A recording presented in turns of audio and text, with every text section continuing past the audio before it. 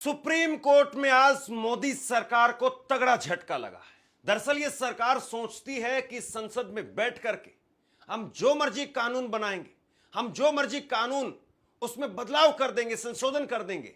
लेकिन सरकार ये भूल जाती है कि कहीं तो न्याय का दरवाजा खुलेगा, कहीं से तो न्याय होगा। और उस आखिरी चौखट पर जाकर के जब दस्तक दी जाती है तो उस आखिरी चौखट से जो आवाज आती है, सरकार को आखिरकार सुनने में बुरा तो लगता है लेकिन सुनना पड़ता है।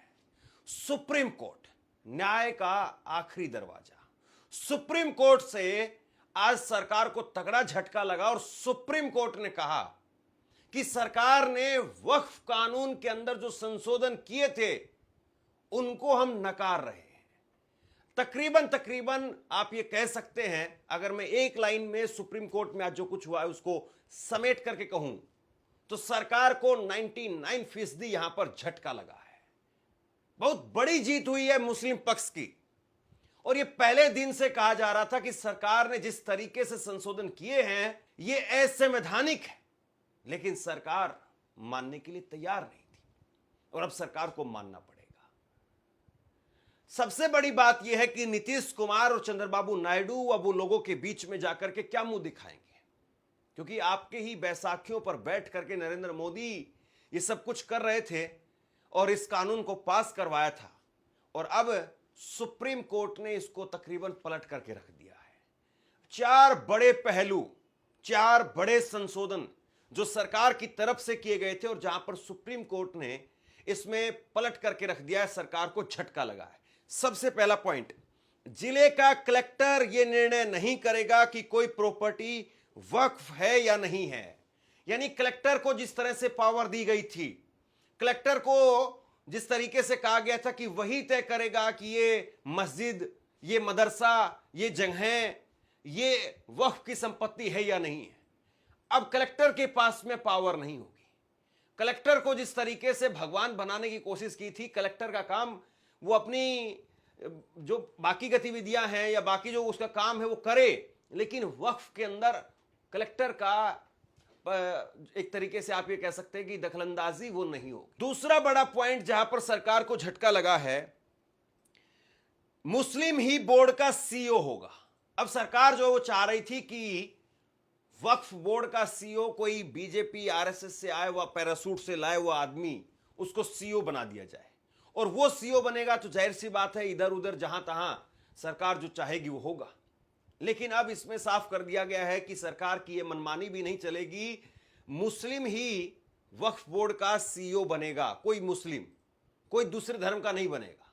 ये साफ हो गया है। तीसरा बड़ा बिंदु जिसमें कहा गया है कि राज्य वक्फ बोर्ड में 3 से ज्यादा सदस्य किसी और धर्म के नहीं हो सकते हैं और सेंट्रल वक्फ बोर्ड में 4 से ज्यादा सदस्य किसी और धर्म के नहीं हो सकते हैं। दरअसल एक तरीके से हाईजैक करने की कोशिश की गई थी कि इसमें ज्यादातर सदस्य जो बीजेपी आरएसएस के भर दिए जाएं। जैसे जितनी और बाकी संस्थाएं हैं उनमें जिस तरीके से हुआ है कि बीजेपी आरएसएस के लोग भर दिए गए और बीजेपी आरएसएस की प्राइवेट संस्था बना करके सरकारी संस्था को रख दिया गया, वैसे ही इसमें आरोप लग रहा था कि अपने लोगों को भर करके और फिर वक्फ की संपत्तियों को कब्जा कर लिया जाए। लेकिन यहां पर फिर जो है वो एक तरीके से झटका लगाया सरकार को और तय कर दिया गया है कि 3 से ज्यादा राज्य के अंदर और 4 से ज्यादा सेंट्रल के अंदर आप अपने बाकी दूसरे धर्मों के लोग नहीं भर सकते हैं। चौथा बड़ा पॉइंट, और ये बहुत महत्वपूर्ण है, प्रॉपर्टी वक्फ करने वालों को 5 साल से मुस्लिम होना अनिवार्य नहीं होगा। दरअसल सरकार की तरफ से जब संशोधन किया गया था तो उसमें कहा गया था कि कोई आदमी अपनी प्रॉपर्टी वक्फ करना चाहता है तो वो 5 साल से प्रैक्टिशनर मुस्लिम होना चाहिए, यानी 5 साल से वो इस्लाम का पालन करने वाला होना चाहिए, 5 वक्त का नमाजी होना चाहिए। इस तरह की कंडीशन रख दी गई थी। अब आप बताइए कि आप अपनी प्रॉपर्टी, आप अपनी जमीन, आप अपना पैसा या कुछ भी आप अपना दान देना चाहते हैं, वक्फ का मतलब ही है दान। अगर कोई आदमी अपनी संपत्ति को, अपनी चीजों को, अपने घर को, अपने प्लॉट को, अपने मकान को या किसी भी चीज को दान करना चाहता है तो दान देने में नाम, धर्म, मजहब ये कहां आड़े आना चाहिए, बताइए आप। लेकिन सरकार ने यह भी कंडीशन डाल दी थी कि 5 साल, थोड़ा बहुत भी नहीं, 5 साल। ये कमाल की बात है। दरअसल एक कोशिश यही थी कि मुसलमानों को या तो मुसलमान दें दान, नहीं तो दूसरे ना दें। दूसरे लोग दान देते हैं, इस यहां पर दान बहुत ज्यादा आ जाता है, लेकिन इस चीज को भी आज रोक दिया गया। ये 4 बड़े बिंदु जहां पर सरकार एक तरीके से वक्फ बोर्ड का जो ढांचा है उसको खत्म करना चाहती थी और नए सिरे से इस वक्फ बोर्ड को जो बनाना चाह रही थी, लेकिन सुप्रीम कोर्ट ने यहां पर तगड़ा करारा झटका। आपसे कुछ कहना चाहता हूं, आज के वक्त में पत्रकारिता करना कितना मुश्किल काम है, लेकिन अगर ऐसे में भी कोई आपकी खबर दिखा रहा है, कोई आपके मुद्दे पर बात कर रहा है, तो आपको भी उसका साथ देना चाहिए। अगर आपको लगता है कि मेरी पत्रकारिता सही है, मैं आपके लिए आपकी खबर वो दिखा रहा हूं, तो ऐसे में आप मेरा सहयोग कीजिए। आप इस वीडियो को जब लाइक करेंगे तो लाइक के साथ में ही एक थैंक्स का बटन आपको दिखाई देगा।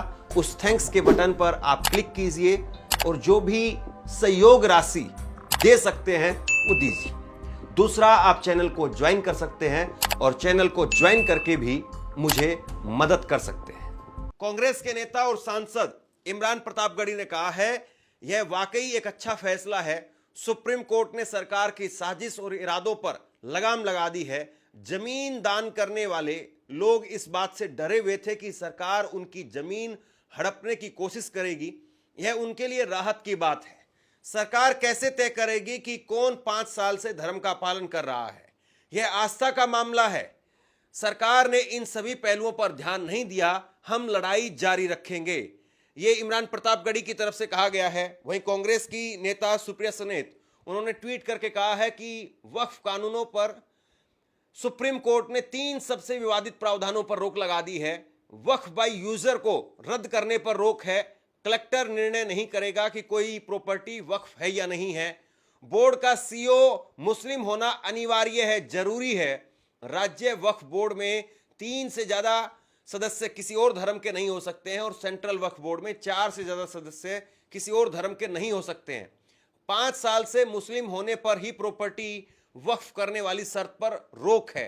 याचिकाकर्ताओं की यह मुख्यतः मांगे थी। ये जो है सुप्रिया सनेत की तरफ से कहा गया है। इसके बाद में मौलाना खालिद रशीद फरंगी महली, उनकी तरफ से कहा गया है कि हमारी मांग थी कि पूरे अधिनियम पर रोक लगाई जाए, लेकिन कोर्ट ने ऐसा कोई आदेश नहीं दिया। हालांकि कोर्ट ने कई प्रावधानों पर रोक लगाई है।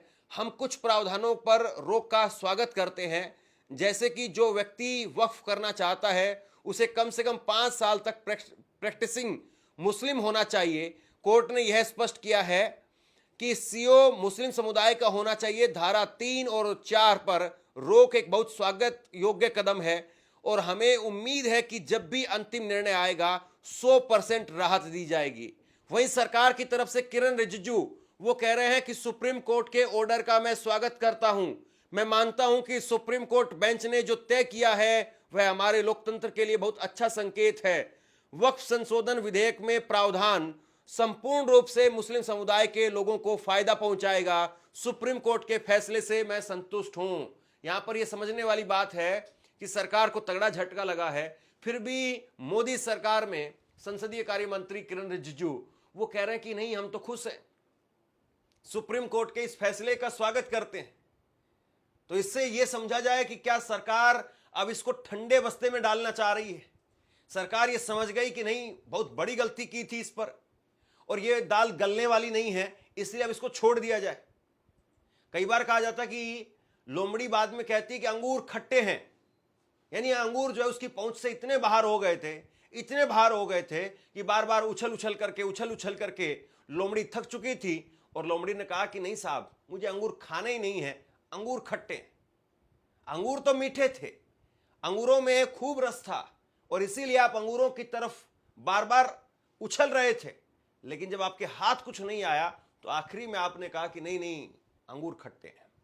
तो क्या सरकार भी यही कह रही है? और इसीलिए सरकार ने कह दिया कि नहीं नहीं, सुप्रीम कोर्ट से जो कहा गया है हम उसका स्वागत करते हैं। मतलब सरकार अब इसको लेकर के आगे नहीं जाएगी, यह भी जो है वो साफ तौर पर दिखाई दे रहा है। अब सुप्रीम कोर्ट ने जो कह दिया वही मान्य होगा। अब जरा समझिए कि सरकार ने किस तरीके से संशोधन किया था और उस पर कैसे अब सुप्रीम कोर्ट की तरफ से अंतरिम आदेश देकर के रोक लगा दी गई है। सरकार की तरफ से कहा गया था कि सेक्शन 9 वक्फ बोर्ड में 2 गैर मुस्लिम सदस्य होंगे। यहां पर अंतरिम आदेश आया है कि सेंट्रल वक्फ बोर्ड में 4 और राज्य में 3 से ज्यादा गैर मुस्लिम मेंबर नहीं हो सकते हैं। सेक्शन 31R वक्फ बनाने वालों को पिछले 5 साल में इस्लाम का अनुयायी होना अनिवार्य है। यहां पर अंतरिम आदेश देते हुए इस पर रोक लगा दी है कि जब तक सरकारें इस पर स्पष्ट नियम नहीं बना लेती है तब तक इस पर रोक रहेगी। सेक्शन 3C2 किसी संपत्ति को तब तक वक्फ नहीं माना जाएगा जब तक सरकार की ओर से नामित अधिकारी रिपोर्ट पेश नहीं कर देता है कि भूमि पर कब्जा हुआ है या नहीं है। कोर्ट ने इस प्रावधान पर भी रोक लगा दी है। सेक्शन 3C3 अगर नामित अधिकारी यह निर्धारित करता है कि संपत्ति सरकारी है तो वह राजस्व रिकॉर्ड में जरूरी सुधार करेगा और इस बारे में राज्य सरकार को रिपोर्ट देगा। अब अंतरिम आदेश में सुप्रीम कोर्ट ने इस पर कहा है कि जब तक वक्फ ट्रिब्यूनल या कोर्ट स्वामित्व पर फैसला नहीं देता है तब तक विवादित वक्फ भूमि या संपत्ति पर कोई असर नहीं होगा। सेक्शन 3C4 जब तक कलेक्टर रिपोर्ट नहीं देगा उसे वक्फ प्रॉपर्टी नहीं माना जाएगा। अब इसमें सुप्रीम कोर्ट की तरफ से अंतरिम आदेश देते हुए कहा गया है कि कलेक्टर को विवाद का निर्णय करने की अनुमति देना शक्तियों के विभाजन के खिलाफ है। यानी अगर इसको आसान भाषा में समझे तो यह माना जा सकता है कि पहले कलेक्टर ने वो तय करना था कि कोई संपत्ति वक्फ है या नहीं है। दूसरी बड़ी बात यह है कि मान लीजिए कि कोई संपत्ति है जो कि वक्फ की गई है या वक्फ मानी जा रही है और उस पर आकर के कोई दावा कर देता है कि ये जमीन तो मेरी है या मेरे पुरखों की है, तो उस पर तुरंत, अभी तो केवल उस आदमी ने ही दावा किया था, उसको तुरंत विवादित मान लिया जा रहा था। लेकिन अब जो है ये कह दिया गया है कि अगर कोई आदमी किसी संपत्ति को लेकर के, किसी मस्जिद को लेकर के अगर ये कह देगा कि वो उसकी है या उस पर किसी तरीके से उसका मालिकाना हक है, तो भी उसको विवादित नहीं माना जाएगा जब तक उसमें आखिरी फैसला नहीं आ जाता है। ये देखिए बिल्कुल व्यवहारिक बात थी, लेकिन सरकार ने तब भी इसको किया। भाई किसी की कोई प्रॉपर्टी है और कोई तीसरा आदमी जाकर के उस पर जो क्लेम कर रहा है, तो तीसरे आदमी ने क्लेम कर दिया, क्या बस उतनी ही बात से वो प्रॉपर्टी विवादित हो जाएगी? क्या बिल्कुल नहीं होनी चाहिए। ऐसे तो हर आदमी मुंह उठा करके किसी भी मस्जिद को लेकर के, किसी मदरसे को लेकर के कुछ ना कुछ क्लेम करता रहेगा, या कोई भी गांव का ही आदमी उसके द्वारा कहलवा दिया जाएगा कि तुम जाकर के कह दो कि नहीं हमारी जमीन थी ये, और उसके पीछे वो लोग खड़े हो जाएंगे और गांव का ही कोई मुस्लिम आदमी जो उसका विरोध करने लगेगा, और फिर उसके पीछे जो वो लोग खड़े होकर के कहेंगे कि नहीं तुम इस पर अपना क्लेम जारी रखो, हम तुमको 10 लाख रुपए देंगे, 5 लाख रुपए देंगे। और जैसे ही कोई तीसरा आदमी उस पर क्लेम करता, वो संपत्ति विवादित हो जाती। लिहाजा कोई मदरसा चल रहा था तो उसको बंद किया जा सकता था, या कोई मस्जिद चल रही थी तो उस पर नमाज पर रोक हो सकती थी, कुछ भी हो सकता था। लेकिन अब जो है कोर्ट ने साफ कर दिया है कि कोई अगर जमीन विवादित है भी तो वो विवादित तब मानी जाएगी जब उस पर अंतिम निर्णय या तो ट्रिब्यूनल का आ जाए या कोर्ट का आ जाए। ये देखिए कितनी व्यवहारिक बात थी, लेकिन सरकार इस बात को मानने के लिए तैयार नहीं थी। और इसमें जो योगदान था वो नीतीश कुमार का था, चंद्रबाबू नायडू का था। जो फैसला सीधे तौर पर दिख रहा था कि गैर संवैधानिक तरीके से काम किया जा रहा है, जो कानून में जिस तरीके से बदलाव किए जा रहे थे वो साफ तौर पर दिख रहे थे कि गैर संवैधानिक तौर पर हो रहा है, उसमें भी नीतीश कुमार ने, चंद्रबाबू नायडू ने अपनी आहुति दी। और आज देखिए कि क्या हो रहा है। अब वो अपने लोगों के बीच में जाकर के क्या कहेंगे, वरना आज देखिए ये नौबत नहीं आती, क्योंकि अगर वो पहले ही अपने आप को विड्रॉ कर लेते तो ये कानून जो है पास नहीं होता, ये संशोधन पास नहीं होते संसद के अंदर।